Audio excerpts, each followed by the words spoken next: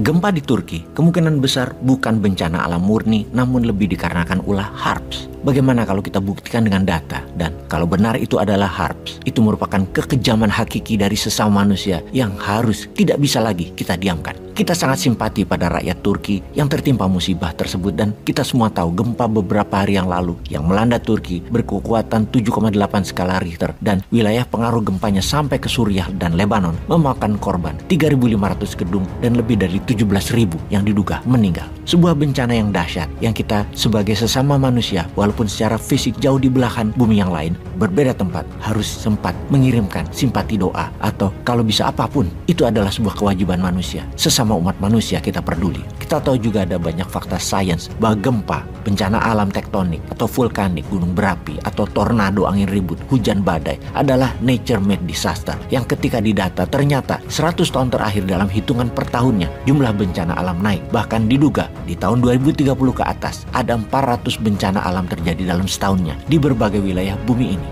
Dugaan para ahli lingkungan inilah yang disebut dengan perubahan cuaca karena kerusakan yang dibuat oleh manusia yang dalam jangka panjang berefek berubahnya tatanan cuaca dunia. Digalinya tambang di Kalimantan bisa mengakibatkan longsornya salju di pegunungan Alpen. Siapa yang tahu? Disedotnya minyak di Timur Tengah mengakibatkan kekeringan di Amerika Latin. Manufaktur penghasil karbon di Cina menyebabkan gempa di Indonesia. Semua itu mungkin karena bumi yang disedot dieksplorasi menjadikan benda solid seperti batu bara, nikel yang di perut bumi berubah bentuknya, berubah beratnya, dipindahkan lokasinya, diproses dengan menghasilkan banyak karbon dengan energi panas yang kemudian membuat perputaran bumi ngoplok dan munting karena poros bumi mencari keseimbangan baru. Semua itu mungkin. Sebelum kita melanjutkan, saksikan video ini, yaitu ada hal aneh terjadi di langit Turki tepat sebelum kejadian gempa bumi kemarin. Kita tidak mengatakan ini ada hubungannya, namun kita hanya mencoba mencari koneksinya. Ini masih data mentah. Ekranlarınıza geldi bile. Bu görüntü Bilecik'ten. Güvenlik kamerasının saatine dikkat, 04.08, yani tam da deprem anı. Aynı anda Düzce'nin değişik yerleri ve Zonguldak'ta da benzer görüntüler kayıt altına alındı. Sarsıntıyla beraber bir top ışık hüzmesi belirdi. İşte böyle ve kayboldu. Daha önce başka depremlerde de benzer görüntüler. Pasca gempa yang terjadi di Turki, peneliti dan penulis Haluk Ozil membagikan data yang luar biasa. Berikut pernyataannya. Dia membandingkan dengan catatan gempa berkekuatan 3,1 skala Richter yang terjadi di Kagitane pada hari-hari sebelumnya. Faktanya, semua ilmuwan gempa menyatakan bahwa tidak ada garis patahan di wilayah tersebut yang berkorelasi dengan patahan tektonik. Kemudian, dia menyimpulkan bahwa gempa tersebut tidak alami. Kita telah sering berbicara tentang HARPS dalam catatan informasi dalam channel Bosman.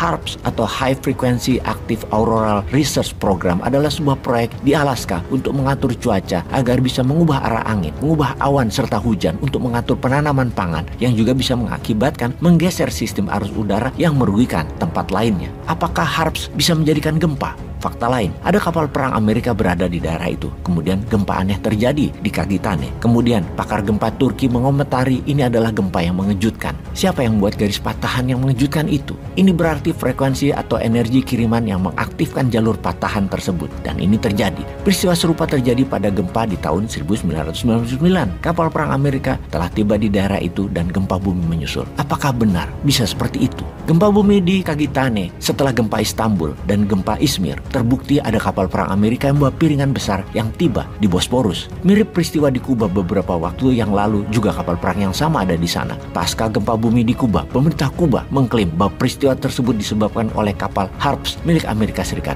Benarkah semua data ini disimpulkan HARPS yang melakukannya? Kita detailkan HARPS. Fitur utama HARPS adalah pemancar frekuensi tinggi yang digunakan untuk mempelajari ionosfer, bagian dari atmosfer atas bumi. Karena asalnya sebagai proyek penelitian militer, maka HARPS telah lama menjadi subjek teori konspirasi. Transmisi frekuensi tinggi yang digunakan HARPS berkaitan dengan interaksi dengan partikel terionisasi elektron di ionosfer di atas ketinggian 100 km dari permukaan bumi. Sementara cuaca yang dialami di permukaan bumi terjadi di troposfer dan di stratosfer hingga ketinggian sekitar 15 km saja. Ini jauh di bawah ketinggian minimum ionosfer. Cuaca di bumi lebih dipengaruhi troposfer dan stratosfer yang didorong oleh efek geofisika, sebagian besar efek pemanasan matahari, jumlah karbon beredar, dan lain sebagainya di radius kurang dari 15 km dari muka bumi ke langit. Jadi HARPS di ketinggian 100 km dan alatnya tidak bisa dibawa-bawa dalam kapal induk sekalipun. Jadi pernyataan akan gempa di Turki adalah buatan Amerika, buatan Zionis Israel, buatan HARPS adalah misinformasi, adalah adalah hoax. Namun ada fakta di lapangan yang secara geografi di lokasi gempa yang dikatakan tidak ada patahan ternyata benar. Sekarang ada patahan. Sekarang ada patahan tektonik baru. Ini membuktikan bumi kita ini sedang sakit dan tidak sedang baik-baik saja. Karena ulah manusia kah sehingga alam marah? Pray for Turkey. Peace.